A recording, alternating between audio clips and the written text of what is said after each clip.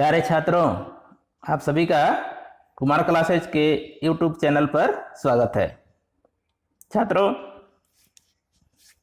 एक दिन पहले हम लोग वाइंडिंग चैप्टर का कॉन्सेप्ट क्लास किए थे और इसके तहत आज मैं वाइंडिंग चैप्टर के ऑब्जेक्टिव के साथ उपस्थित हूँ।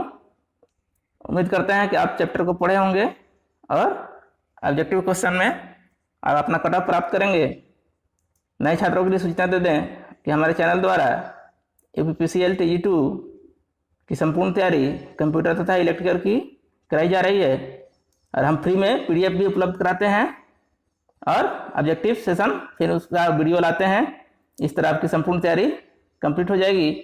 तो आप भी इससे जुड़ सकते हैं। चैनल को सब्सक्राइब करिए और हमारे व्हाट्सएप नंबर 7752800510 पर आप मैसेज कर सकते हैं अगर PDF चाहिए। आप वीडियो से भी पढ़ सकते हैं, जैसे भी आपकी सुविधा हो। तो आज का क्वेश्चन जो है 30 नंबर है और इसमें कट ऑफ आपके लिए 21 है। चलिए शुरू करते हैं। वाइंडिंग चैप्टर से पहला क्वेश्चन है,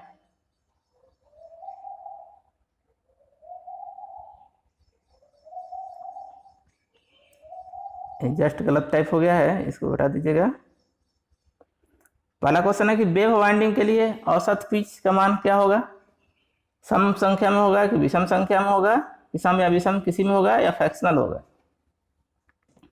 तो चूंकि हम जानते हैं कि औसत पिच क्या होता है, औसत पिच फ्रंट पिच और बैक पिच क्या एवरेज होता है। यानी हम जानते हैं औसत पिच को क्या बोलते हैं, YR रिजल्टेंट पिच। अब front pitch plus back pitch बटे 2, तो ये एवरेज होता है। और फ्रंट पिच क्या होता है कि दो जो एक कॉइल है उसके एक्टिव साइड के बीच की दूरी होती है और बैक पिच होता है कि ये पहली और दूसरी के बीच की दूरी होती है। आप पिछला वीडियो देखे भी होंगे। तो इस तरह कोई सम विषम का चक्कर नहीं है, कुछ भी मान आ सकता है। जितना मान आए, जितने खांचों के बीच में संख्या होगी उसको जोड़कर 2 से भाग दे देंगे, तो संख्या सम भी हो सकती है और विषम भी हो सकती है।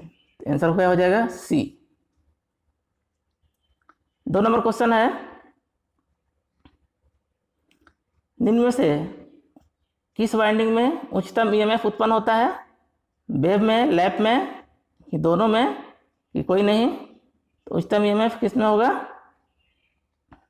वेव वाइंडिंग में होता है। और उच्चतम करंट किस में होता है? लैप में होता है। इसीलिए लैप वाइंडिंग को देखे होंगे, मोटे तार को बनाया जाता है कम लपेट का, ताकि वो अपना अधिक करंट वहन कर सके। अधिक करंट वहन करने के लिए क्या चाहिए? हमको मोटा करंट चाहिए। अब वेव में पतला और अधिक टर्न बनाया जाता है। तो आंसर क्या हो जाएगा? वेव। यही धारा पूछता है तो लैप हो जाता है। यही चीज मोटर जनरेटर में भी आता है। स्लॉट के बाहर किस वाइंडिंग को चालक को कहा जाता है? जो स्लॉट होता है, हमने बताया था कि ये जो आर्मेचर है या इसमें स्लॉट बने होते हैं, तो जो वाइंडिंग किया जाता है जिसमें 2 पार्ट होते हैं, एक स्लॉट के अंदर होता है, एक जो टर्न लेता है वहाँ होता है यहाँ पर। तो बाहर भाग को क्या कहते हैं? तो इनएक्टिव साइड कहते हैं। B आंसर होगा। उसी तरह अगला क्वेश्चन है, शॉर्ट में पड़ी हुई साइड को क्या बोलते हैं?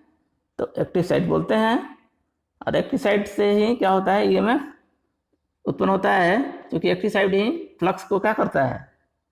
ये देखते हैं, ये पोल है, दो समान पोल है, बीच में आर्मेचर लगा होता है। तो जो एक कॉइल होता है यही इसके दोनों पोलों के फ्लक्स के बीच में आता है और यही फ्लक्स को काटता है। तो जो काटता है वो एक्टिव साइड है और जो नहीं काट पाता है वो क्या है? इनएक्टिव साइड है।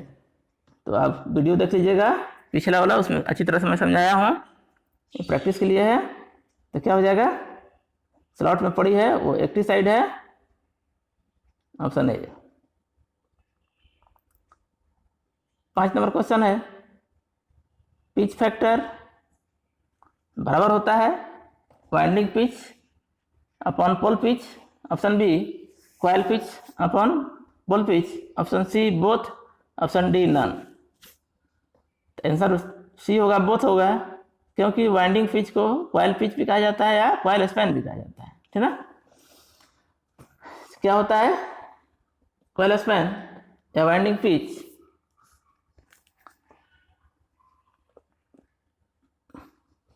वाइंडिंग पिच या कॉइल स्पैन क्या होता है कि दो असमान ध्रुवों के बीच जो एक्टिव साइड होता है उनके बीच की दूरी होता है। जैसे एक कॉइल है, दो टर्न्स है, तो इनके बीच दो एक्टिव साइड है ये, तो इनके बीच की दूरी जो है ये कॉइल पिच भी कहलाता है, कॉइल पिच भी कहलाता है, पोल पिच भी कहलाता है और कॉइल स्पैन भी कहलाता है। इसलिए पहले में दिया वाइंडिंग पिच और दूसरा में दिया कॉइल पिच, दोनों एक ही चीज़ है। कॉइल स्पैन भी रहता है तो वही चीज़ होता है, ठीक है। आंसर क्या हो जाएगा? C both. 6 नंबर क्वेश्चन है, पोल पिच वाइंडिंग कहलाती है। Pole pitch winding, full pitch winding. Full pitch winding क्या होती है?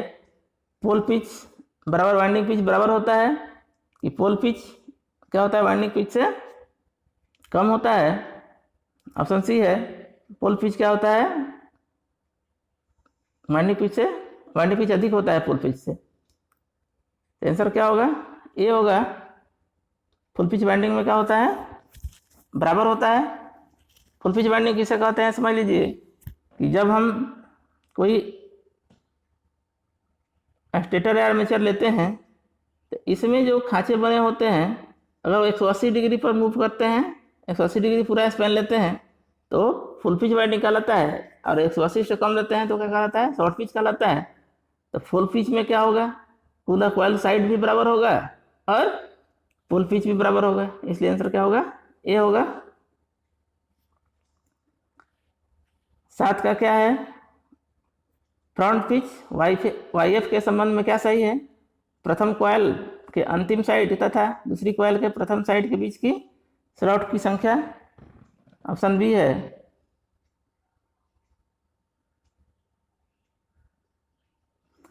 प्रथम कॉइल और अंतिम कॉइल साइड के दूसरी कॉइल के अंतिम साइड के बीच की विस्तृत स्लॉट संख्या। ऑप्शन सी है दोनों। आंसर हो जाएगा हमारा। अब जानते हैं जो ये फिगर बनता है ये टर्न्स है और फ्रंट पिच की बात हो रही है, तो फ्रंट पिच क्या होता है? फ्रंट पिच जो पहली टर्न्स है उसकी जो एक पहली एक्टिव साइड है उसके बीच की दूरी और अगले जो हमारा है अगला जो होता है टर्न उसके बीच की दूरी होती है, वो क्या कहलाती है? फ्रंट पिच कहलाती है। जैसे दो कॉइल है, ये एक हो गया, एक हो गया, फिर ये हो गया, फिर ये हो गया। तो ये कॉइल 1 है, कॉइल 2 है, एक कॉइल 3 है। तो फ्रंट पिच किसे कहते हैं? फ्रंट पिच कहते हैं कि जब पहली कॉइल जो है दूसरी कॉइल की प्रथम एक्टिव साइड तथा प्रथम कॉइल की दूसरी एक्टिव साइड, मतलब ये और ये के बीच की दूरी क्या कहलाएगी? फ्रंट पिच कहलाएगी। और ये के बीच दूरी क्या कहलाएगी? बैक पिच कहलाएगी। तो आंसर क्या हो जाएगा हमारा? ऑप्शन पढ़िए क्या लिखा है?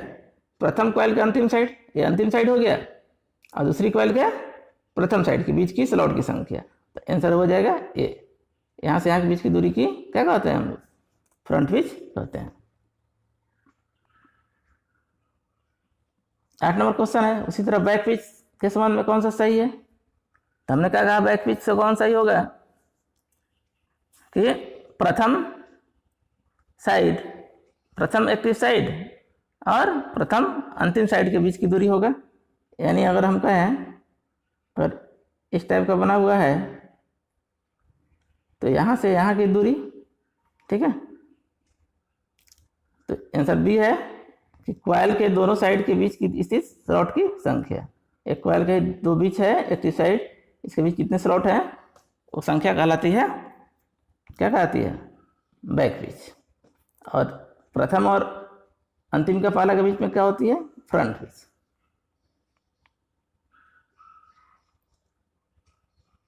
नौ नंबर क्वेश्चन है रिजल्टेंट पिच लाइफ वाइंडिंग में संबंध क्या है? रिजल्टेंट पिच क्या जानते हैं हम लोग? इसमें आंसर डी हो जाएगा, कोई नहीं होगा, क्योंकि रिजल्टेंट पिच बराबर होता है back pitch plus front pitch बटे 2, कोई ऑप्शन नहीं है, आंसर हो जाएगा डी। 10 नंबर क्वेश्चन है, यदि पोल की संख्या 4 है तथा स्लॉट की संख्या 24 है तो पोल पिच का मान क्या होगा? पोल पिच का मान क्या होगा? तो क्या हो जाएगा? Option A 8, option B 6, option C 4, option D 2। तो पोल पिच बराबर होता है स्लॉट की संख्या बटे पोल या कंडक्टर की संख्या बराबर पोल। तो स्लॉट की संख्या है कितना? 24 है और 4 है, तो क्या हो जाएगा? 6। आंसर हो जाएगा बी। 11 नंबर क्वेश्चन है, वाइंडिंग के इस परीक्षण के लिए रिसर्च कॉइल विधि अपनाई जाती है। सर्च कॉइल विधि किसके लिए किया जाता है? कॉइल की क्वांटिटी परीक्षण के लिए, कॉइल में शॉर्ट सर्किट परीक्षण के लिए, पोल की पोलैरिटी के लिए, कि वाइंडिंग प्रतिरोध के लिए। तो पोल की पोलैरिटी के लिए किया जाता है। यह कौन नॉर्थ पोल है, कौन साउथ पोल है, ये ज्ञात करने के लिए ये ज्ञात किया जाता है सर्च कॉइल। याद रखिएगा आप। 12 नंबर क्वेश्चन है, सिंगल फेज मोटर में स्थापित होने वाली वाइंडिंग प्राय होती है concentrating winding, diamond winding, distributed winding.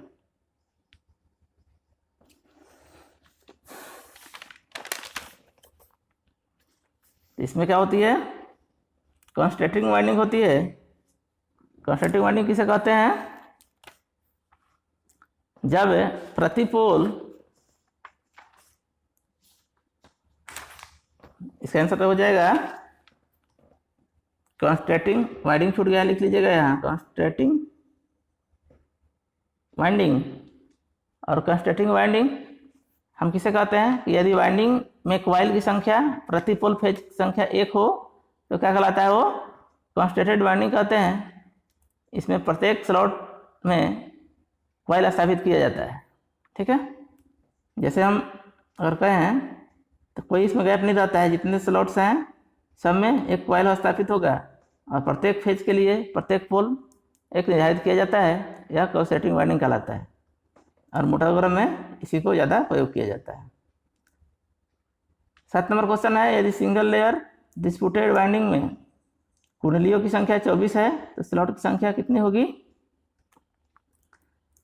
तो हाफ होगी 12, क्योंकि हम जानते हैं कि नंबर ऑफ कॉइल जो होता है, नंबर ऑफ कंडक्टर क्या होती है?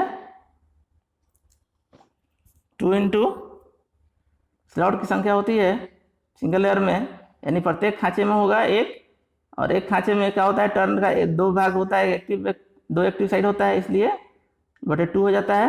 यानी number of coil, number of turns का प्रयोग मतलब होते हैं 2 इंटू स्लॉट की संख्या। यहाँ कुंडलियों की संख्या दिया है 24, स्लॉट पूछ रहा है तो क्या हो जाएगा? इधर जाएगा तो हाफ हो जाएगा, तो इसलिए क्या हो जाएगा? 12 आंसर हो जाएगा। 14 नंबर क्वेश्चन है, डिस्प्यूटेड वाइंडिंग में सभी कुंडलियों के लिए क्या समान होती है? पोल पिच, लंबाई, सी चौड़ाई, डी मोटाई।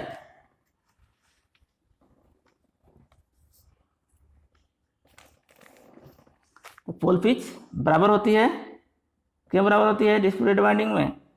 डिस्प्यूटेड वाइंडिंग का मतलब होता है कि यदि वाइंडिंग में कॉइल की संख्या प्रति पोल फेज से 1 से अधिक हो, यानी जो एक पोल पर 1 से अधिक हम प्रयोग करते हैं तो क्या कहते हैं? उसको डिस्प्यूटेड वाइंडिंग कहा जाता है। इस वाइंडिंग में कॉइल के साइड को भिन्न भिन्न स्लॉट खांचों में स्थापित किया जाता है। अब पोल पिच का मतलब ये होता है कि जो भी एक के बीच की दूरी होती है वो क्या होती है? तो यहाँ क्या होगी? समान होगी, तभी एक पोल के कवर में आएगा। मतलब एक पोल के कवर में जितना दूरी आता है उतना वो एक पोल से जुड़ता है, तो कॉइल पिच के समान होता है। हम कॉइल पिच के बारे में जानते हैं, पोल पिच के बारे में एक स्लॉट के एक्टिव ऑफ दोनों एक्टिव साइड के बीच की दूरी क्या कहलाती है? पोल पिच कहलाती है। तो ये दोनों क्या हो जाएगा? समान हो जाएगा। तो option A.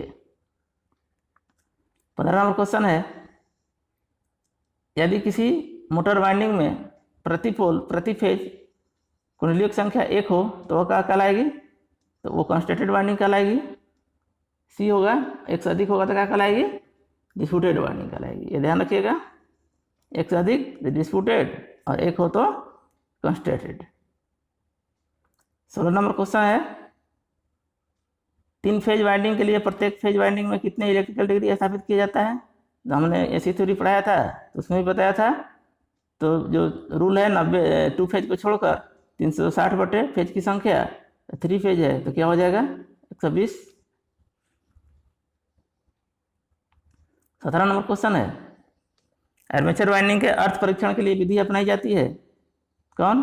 गर्लेट test, test lamp method, voltage drop method, तो सभी अपनाई जाती है। 18 नंबर क्वेश्चन है,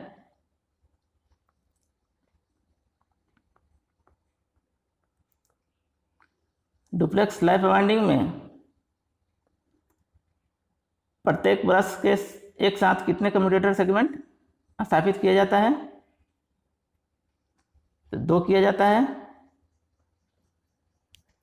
लैप है इसलिए डुप्लेक्स से कोई मतलब नहीं है, लैप है। और लैप में क्या होता है? ब्रश के समान होता है। और डुप्लेक्स में क्या होता है? एक खांचे में 2 होता है, इसलिए आंसर क्या हो जाएगा? 2 होगा। शॉर्ट पिच वाइंडिंग में पिच फैक्टर का मान क्या होता है? शॉर्ट पिच वाइंडिंग में 1 होता है, 1 से कम होता है, 1 से ज़्यादा होता है। 1 होता है क्योंकि पिच फैक्टर जब हम निकालते हैं तो क्या बोलते हैं? स्लॉट की संख्या बटे पिच, जो पिच वाइंडिंग होता है। तो उसमें क्या करते हैं? हम जानते हैं कि 180 होता है। और कॉन्स्टेंटेड वाइंडिंग शॉर्ट पिच में क्या होता है? 180 से कम होता है। इसलिए अगर 180 दोनों होता है तो 1 हो जाता है, और 1 से कम होगा क्योंकि ये कम होता है, पहले ही 180 से पहले ही इसको निकाल लिया जाता है इस वाइंडिंग शॉर्ट पिच में, इसलिए 1 से कम होगा। और अगर फुल पिच, अगला क्वेश्चन फुल पिच है, तो फुल पिच में क्या होगा? 1 के बराबर होगा। 20 का ऑप्शन ए होगा। और यही ओवर पिच का होता है तो 1 से अधिक होता है। ओवर पिच यहाँ ऑप्शन नहीं है, तो ध्यान रखेंगे शॉर्ट पिच में पिच फैक्टर का मान 1 से कम होता है, फुल पिच में 1 होता है, ओवर पिच में 1 से अधिक होता है। शॉर्ट पिच फुल पिच का मतलब क्या है?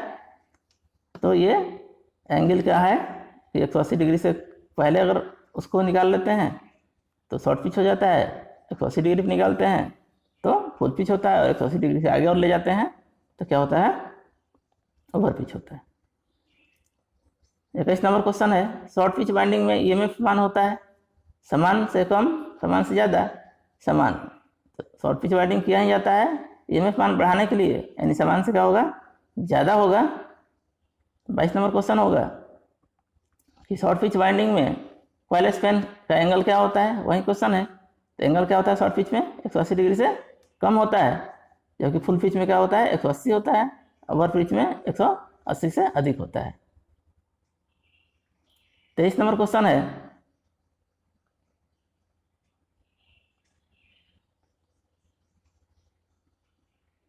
शॉर्ट पिच वाइंडिंग के संबंध में कौन सही है? कॉपर लॉस का मान कम रहता है, मोटर की दक्षता बढ़ जाती है, वाइंडिंग कम स्थान करता है, सभी सही है। कॉपर लॉस का मान इसलिए कम हो जाएगा कि वाइंडिंग 90 डिग्री से कम होगा तो वाइंडिंग कम लगेगा, वाइंडिंग बना होता है कॉपर से, इसलिए क्या होगा? कॉपर लॉस का मान कम हो जाएगा। और मोटर की दक्षता बढ़ जाती है, लॉस बढ़ने से, लॉस घटने से क्या होगा? एफिशिएंसी बढ़ जाएगा और वाइंडिंग कम स्थान करेगा, क्योंकि वाइंडिंग कम लगेगा तो कम स्थान घेरेगा भी, सभी सही है। 24 नंबर क्वेश्चन है, simplex life winding commutator pitch किसके बराबर होता है? सिंप्लेक्स लाइफ वाइंडिंग में कम्यूटेटर पिच किसके बराबर होता है? ऑप्शन ए है पोल के, मशीन के पोल की संख्या के बराबर, और बी पोल के जोड़े, ऑप्शन सी 1, ऑप्शन डी कोई नहीं। तो क्या होगा? 1 के बराबर होगा क्योंकि सिंप्लेक्स है। और लाइफ वाइंडिंग कहता है कि जितना भी होगा पोल के संख्या के बराबर हो, क्या होगा? हमारा ब्रश होगा। और एक जैसे हम कम्यूटेटर पिच खोल दिए, अब सिंप्लेक्स है तो क्या होगा कि पोल की संख्या बराबर है, तो क्या होगा? प्रत्येक खांचे में 1 है कंडक्टर, तो प्रत्येक 1 से जुड़ा होगा, इसलिए आंसर क्या होगा? एक होगा। कम्यूटेटर पिच किसे कहते हैं? कम्यूटेटर पिच कहते हैं हम कि जब एक कॉइल के दोनों एक्टिव साइड के बीच कम्यूटेटर पर दूरी ही क्या कहलाती है? कम्यूटेटर पिच कहलाती है। तो ये हम गोल कम्यूटेटर है, इसको हम थोड़ा फैला दिए, कुछ इस टाइप का फिगर बन जाएगा। और कह रहा है कि जितना एक एक्टिव साइड है तो एक अगर जुड़ा हुआ है यहाँ से, तो वहीं होगा क्या? कम्यूटेटर पिच एक्टिव साइड की जो बीच की दूरी है कम्यूटेटर पर जितना वो कवर कर रहा है, तो एक खांचों पर एक स्थापित होता है। क्योंकि लैप वाइंडिंग है, जितना पोल है उतना कम्यूटेटर सेगमेंट हो जाएगा। तो उसी आधार पर एक सिंप्लेक्स है, तो एक खांचों में एक है, इसलिए आंसर क्या होगा हमारा? 1 होगा। 25 नंबर क्वेश्चन है,